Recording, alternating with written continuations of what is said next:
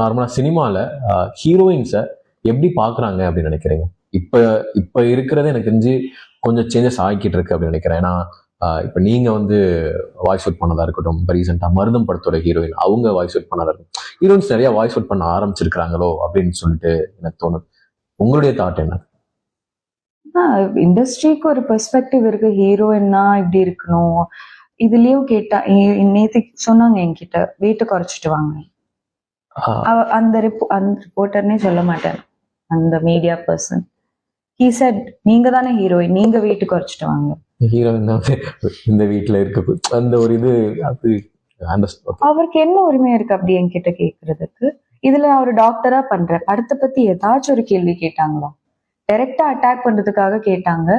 இதுலயும் நான் இது ஒரு டாக்டரா பண்ணும்போது எந்த டாக்டர் ஒரு பர்ஃபெக்ட் ஷேப்ல இருக்காங்க? They will be healthy, but they will not be glamorous ஒரு மாடல் ஃபிகர் மாதிரி இருக்க மாட்டாங்க. Because they're saving lives on a daily basis. என் டைரக்டருக்கு இல்லாத பிரச்சனை உனக்கு ஏன் வருது?